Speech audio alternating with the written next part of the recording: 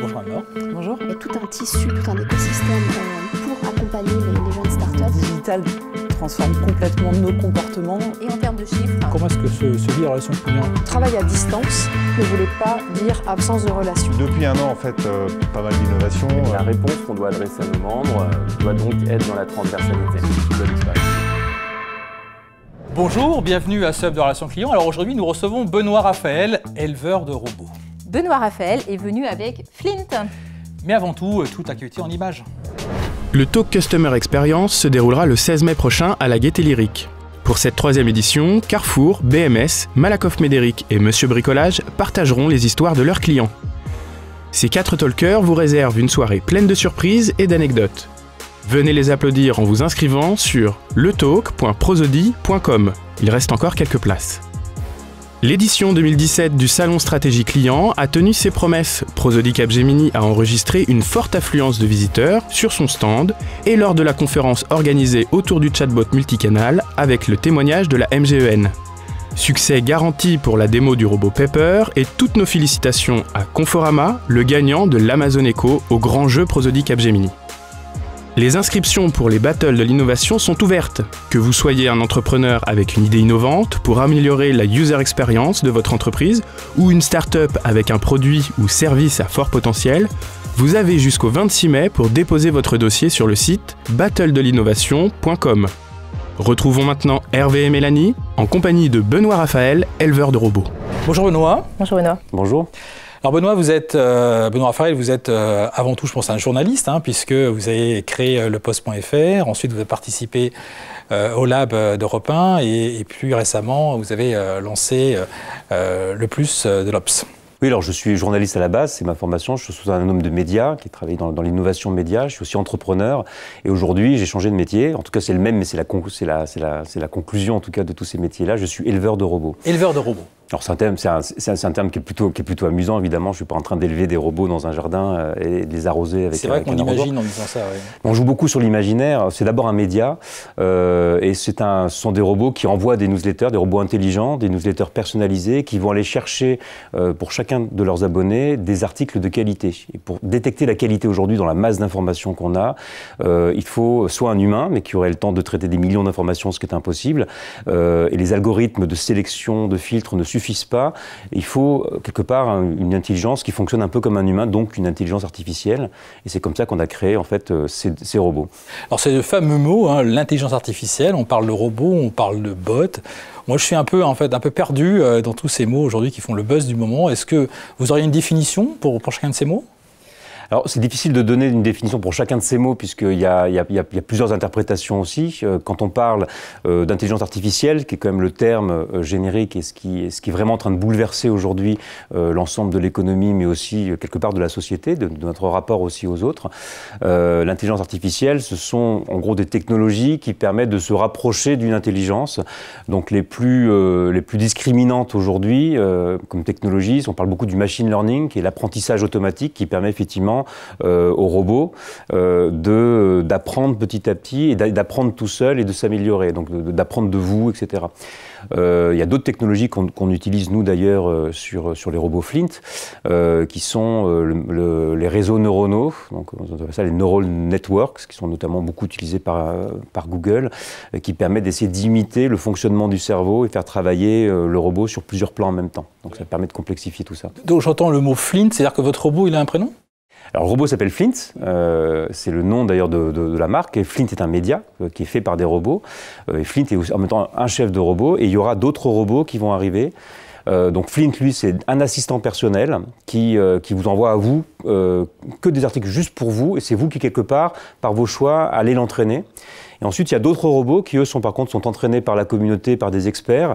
Donc, on a un premier qu'on a sorti, que j'ai entraîné moi-même en tant qu'expert média. Donc, c'est un robot qui va parler des médias, qui lui envoie les mêmes articles à sa cible. Il a un petit prénom ? Lui s'appelle Jeff. Alors, chaque fois, il y a une origine du prénom. C'est souvent des références ou des clins d'œil faits à des gens qu'on connaît. Et le prochain, celui qui suit, est un robot qui est dédié à l'environnement, qui s'appelle YOLO. et qui, lui, est entraîné par une experte qui a écrit plusieurs livres sur l'environnement notamment et sur le collaboratif, qui s'appelle Anne-Sophie Novelle, qui est une influenceuse assez connue dans ce milieu-là. Donc les robots se développent et on voit qu'une vague d'automatisation est en marche, notamment avec les bots. Est-ce que ça veut dire qu'on aura tous un robot chez nous dans 10 ans ? Oui, alors est-ce qu'on aura un robot physique, comme dans les livres d'Isaac Asimov, qui est celui qui a le plus pensé les robots, qui est un auteur de science-fiction, qu'on devrait relire, puisqu'il pose notamment des problématiques de loi qui permettent de réguler les robots, pour ne pas que les robots deviennent dangereux pour nous. Mais est-ce que le robot sera physiquement, ce qui en fait effectivement un compagnon, ou est-ce que le robot sera aussi dans le cloud, sur Internet, comme une intelligence artificielle qu'on pourra interroger? Donc il y a vraiment la vision, la version physique du robot, qui est la vision classique du robot. Robot, ça veut dire esclave, c'est un travailleur qui va travailler pour nous. Donc on le voit surtout travailler dans les usines. Et puis là, aujourd'hui, on le voit travailler sur les métiers qu'on appelle les métiers d'école blanc, après l'école bleue, qui sont des métiers plutôt d'analyse.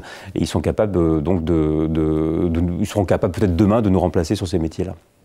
Donc ils seront à la fois chez nous et en même temps dans l'Internet, dans l'air, et on pourra les interroger notamment par la voix, ce qu'on peut déjà faire aujourd'hui. Et est-ce que ces robots peuvent devenir dangereux ? Est-ce qu'il faut prévoir dès maintenant un bouton stop pour éviter qu'ils prennent le contrôle ? La vraie question, c'est effectivement celle du contrôle, parce qu'on sait que de toute façon, déjà dans leur domaine, les intelligences artificielles sont plus efficaces qu'un être humain. Elles ne font pas encore tout, mais on peut imaginer qu'effectivement, petit à petit, elles seront plus efficaces que nous. Ça, c'est quasiment une certitude, et c'est pas de la science-fiction que de le dire. Donc la vraie question, c'est pas de savoir si elles pourront remplacer l'humain ou pas un jour, même si c'est une question philosophique intéressante. La question, c'est le contrôle, en fait. Et le contrôle, il passe par plein de choses. Est-ce qu'il faut un bouton stop ? Ça, je sais pas. Peut-être qu'il faut le prévoir. Est-ce qu'il faut mettre en place des règles éthiques, notamment. On dit aussi qu'il faudrait peut-être apprendre aux robots à aimer, à avoir de l'empathie, parce que c'est peut-être comme ça qu'ils pourront eux-mêmes s'auto-réguler. Est-ce qu'il faudra une loi pour les robots? En tout cas, ce qui est clair, c'est qu'il y a un vrai besoin aujourd'hui d'une grande réflexion internationale avec l'ensemble des acteurs, les citoyens aussi, les entrepreneurs, les politiques, pour vraiment penser cette problématique-là, qui est une problématique qui est actuelle. On n'est pas en train de parler de science-fiction du futur dans 10 ans. On est en train de parler de ce qui est en train de se passer maintenant aujourd'hui. Et il faut vraiment lancer cette réflexion. Alors, on connaît un robot, lui, qui est physique. On peut le voir, on peut le toucher, on peut le voir bouger, c'est Pepper. Est-ce que votre robot, donc Flint, est-ce qu'il a vocation un jour à devenir réel ? C'est vrai que ça, c'est un peu un rêve d'enfant. C'est vrai que c'est un robot qu'on entraîne avec la communauté. C'est qu'on l'a vraiment lancé en version bêta, et la communauté nous fait énormément de retours, et on discute beaucoup avec elle. Et parmi ce qui a été évoqué, les rêves un peu qui émergent, c'est que beaucoup, dont moi le premier d'ailleurs, aimeraient qu'un jour ils deviennent physiques. C'est pas si compliqué à faire que ça. Il y a aussi une communauté de makers qui travaillent sur les imprimantes 3D, qui pourraient en fait en fabriquer. Et on pourrait imaginer que ce robot, dès qu'il reçoit une information intéressante, il clignote et on pourrait le retrouver sur une application par exemple. Donc ça pourrait être effectivement une évolution, parce que de l'intelligence artificielle au robot, en fait, c'est qu'une histoire d'incarnation, en fait. Alors pour Prozis Capgemini, nous sommes au cœur de notre sujet, c'est la relation client. On commence à voir quelques robots humanoïdes qui peuvent accueillir des gens dans les magasins, aussi des robots qui sont là, moins physiques, mais qui présentent une intelligence artificielle. Quel est votre point de vue d'expert sur quelle pourrait être la place de l'intelligence artificielle, du robot dans la relation client ? Alors c'est vrai que la relation client, l'élément clé de la relation client, je pense aujourd'hui, c'est la personnalisation.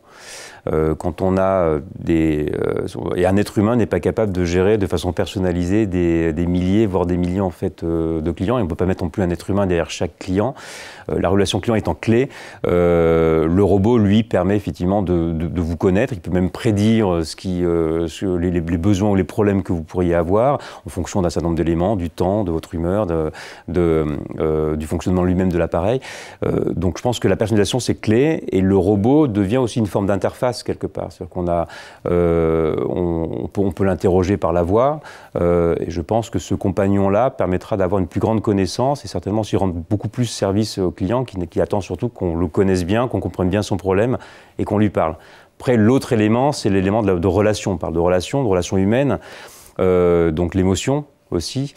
C'est pour ça qu'on parle autant d'émotions par rapport aux robots. Quand on parle même moi des robots Flint, le fait que le robot est un prénom et une image en 3D, ça permet de créer un lien en fait très très fort. Et dans le succès d'ailleurs de Flint, en fait, l'élément anthropomorphisme, en fait, émotion, est extrêmement important.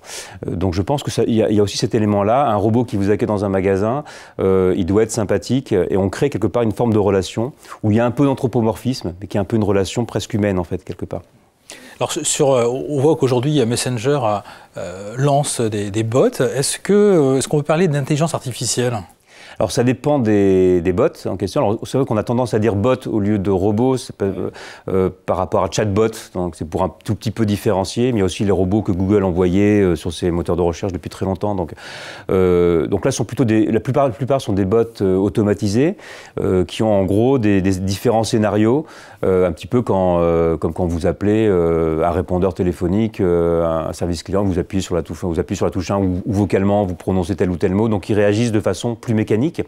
Et vous avez aussi des sociétés qui travaillent sur des chatbots qui, eux, par contre, ont une intelligence artificielle, qui vont donc apprendre au fur et à mesure, qui vont essayer de comprendre ce que vous dites, etc.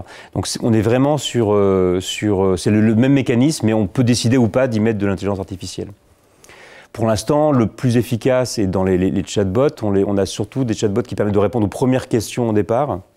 Et puis ensuite, tout de suite, en général, il faut qu'il puisse y avoir l'intervention d'un humain s'il y a besoin d'aller beaucoup plus loin. Donc on est plutôt dans ces mécaniques-là aujourd'hui.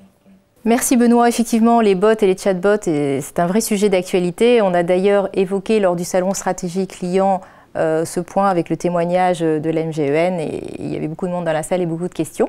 Merci Benoît. Eh bien écoutez, merci de nous avoir suivis à ce Hub de la relation client. On vous dit à bientôt. À bientôt.